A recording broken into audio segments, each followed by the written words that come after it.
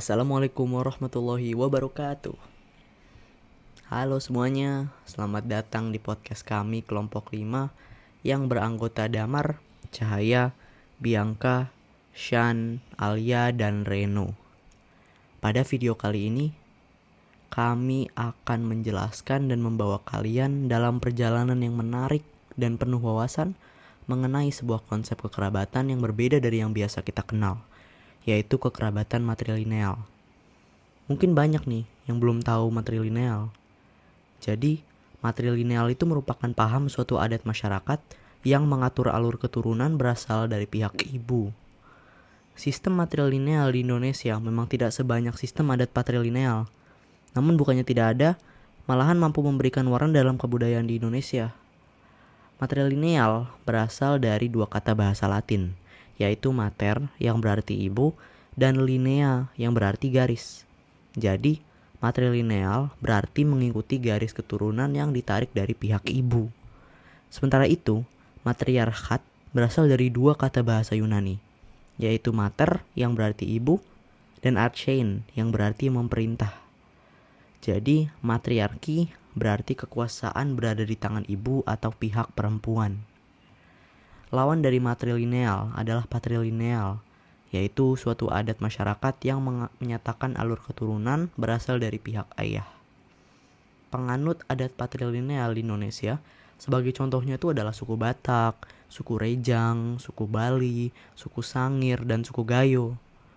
Dan adat patrilineal ini memang lebih umum digunakan kelompok masyarakat dunia dibandingkan matrilineal. Pada sistem kekerabatan patrilineal ini, istri itu akan mengikuti sistem kekerabatan suami, yang juga berlaku pada anak-anak yang dilahirkan nanti.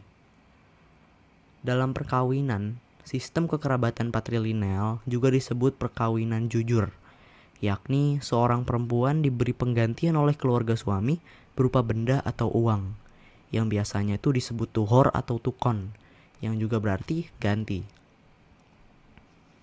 Ada 8 suku nih yang menganut matrilineal.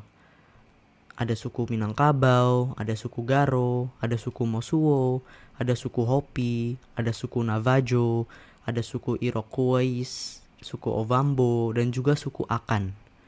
Kedelapan suku ini tuh berasal dari berbagai negara, tapi yang dari Indonesia itu ada namanya suku Minangkabau. Masyarakat Minangkabau ini adalah masyarakat yang berjumlah lebih dari 6 juta orang. Dan ini tuh adalah masyarakat matrilineal terbesar di dunia. Perempuan itu adalah pewaris harta pusaka keluarga. Dan dalam keluarga tradisional Minangkabau, garis keturunan dirujuk pada ibu dan klan diwariskan dari ibu. Dan ayah dianggap tamu dalam keluarga. Kekuasaan ini sangat dipengaruhi penguasaan aset ekonomi, tapi pria dari pihak perempuan memiliki legitimasi kekuasaan pada komunitasnya. Keistimewaan yang dimiliki suku Minangkabau itu adalah 1. Menganut sebuah sistem yang garis keturunan dimulai dari wanita. 2. Mereka juga memiliki tingkat religius yang sangat tinggi. 3. Mereka juga mempunyai hubungan dengan sesama masyarakat Minangkabau yang sangat kuat. Dan yang terakhir, mereka memiliki minat dalam merantau. Salah satu contoh di Indonesia yang menganut sistem adat matrilineal adalah suku Petalangan, yang mayoritas masyarakat Petalangan menyatakan diri mereka berasal dari Semenanjung Malaya. Sebagian mengaku berasal dari Minangkabau. Berdasarkan sistem matrilineal, masyarakat Petalangan dibagi atas beberapa suku, seperti Senggerih, Lubuk, Pelabi, Medang, Pilang, Melayu, Penyabungan, dan Pitopang. Harta diwariskan dari ibu ke anak perempuan. Dan meskipun begitu, anggota keluarga laki-laki mengendalikan praktik adat.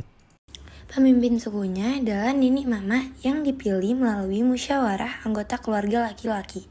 Nini Mama ini berperan menyelesaikan sengketa dalam sebuah suku. Dan karena itu, diharapkan memiliki pengetahuan mendalam tentang adat istiadat. Bila ada konflik antara orang-orang dari dua suku atau lebih, Nini Mama dari sisi masing-masing akan bertemu dan berunding untuk memecahkan masalah. Batin pada awalnya berperan sebagai pemimpin politik yang mempelai sebuah desa atau pebatinan.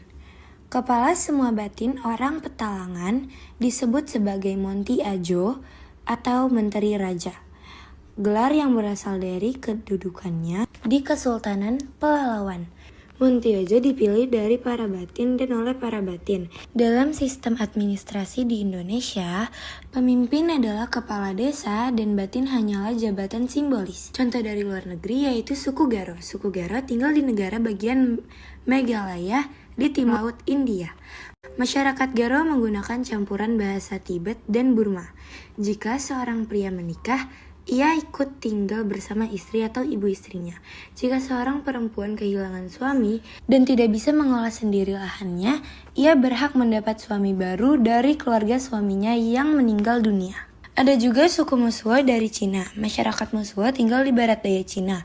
Mereka tinggal bersama sebagai keluarga besar dan diurus perempuan yang disebut Ahmi. Pria mengurus ternak, terutama penyembelihan. Dalam masyarakat Mosuo, tidak ada pernikahan. Seorang perempuan hanya perlu datang ke pria yang diinginkannya. Anak yang lahir dari hubungan mereka diasuh perempuan dan kerap tidak diketahui ayahnya yang mana. Terdapat juga suku Hopi. Suku Hopi ini merupakan suku Indian yang jika pria dari suku Indian Hopi menikah, anaknya jadi anggota klan istrinya. Tetapi, nama anak dipilih perempuan dari klan ayah pada pesta saat ia berusia 20 hari. Jadi, jika banyak orang yang memberi nama, seorang anak bisa memiliki banyak nama. Namun, orang tua yang memutuskan nama mana yang dipakai. Menurut tradisi, masyarakat Indian di Amerika Serikat ini juga matrilokal. Tapi itu tidak banyak dipraktekkan. Sekian penjelasan dari kami. Wassalamualaikum warahmatullahi wabarakatuh.